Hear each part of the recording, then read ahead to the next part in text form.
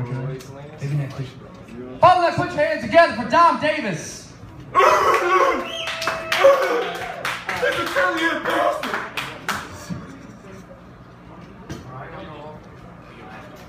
Just let me know when people know. Yeah, of course. So I'm gonna get this out the way real quick. I am half black and half white. I'm not Hispanic. I know that confuses a lot of people. I don't know Spanish, but I do know Ebonics. No, but it's really cool being half black and half white. There's a lot of advantages to it. I can go to a bank and get a loan I'm never expected to pay it back. I can play hockey and basketball. I have a big dick and I can use my tongue. Because white guys invented that tongue shit. Like that, they got inventive on that shit. That last part's a lie. My girlfriend really hates that fucking joke. But I grew up with my black dad, which is weird for black kids. And there was a lot of life lessons that my dad taught me that really was just dumb shit he wanted me to do. So one day he told me that every man needs to know how to write his name and piss in the snow. So he went outside. He was like, look, son, Ed, E-D. And I was like, cool, I got this. Dominique, D-O-M. My name is really long, so this took quite a fucking while. But I have a sister that is 9 months younger than me. And me and her are extremely competitive. So when she saw me doing it, she felt like she had to be doing it. So she came running out with no pants, no panties. Like, look, Daddy, I can do it too. Brittany, B-R. And my dad was trying to be supportive. So he was like, well, cross your T's and dot your I's, but you gotta get in the house to put some panties on. And she was like, I can't, Dad. And because of all the extra water I drank, I was like, I can't, bitch. And then I remember the black parents are crazy as fuck and got my ass beat in the snow. But I also remember he took me to a water park. It was this huge plastic slide, and it was called the Black Hole. It was basically like a tunnel that went underground and would shoot you out into a pool of water. So my dad started to go down first to show me that it's safe, and I felt like if he went down the slide, I gotta go down. So I started to go down. But nobody told me that behind me was a 6'4", 400-pound man that started to come down head first. So I don't know if my dad made it out yet, so I started screaming like, fat fucker coming! Fat fucker coming! Because, and I don't know how to swim, so as soon as I hit the water, I was dog, whatever the fuck was gonna work. Doggy paddle, didn't fucking matter. And the fat man never came out. He got stuck at the bottom of the tunnel.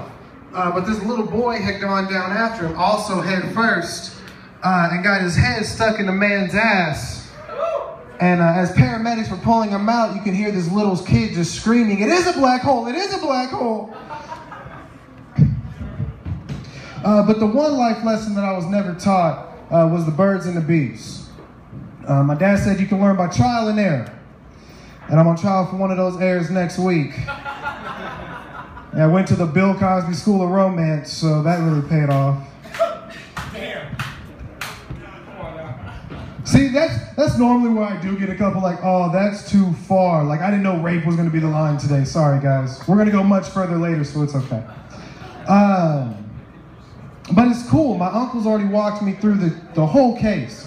What the prosecution's going to say, what the defense is going to say. This is also the same man that knows when he's going to die. Time, place, who's going to do it, and how they're going to do it.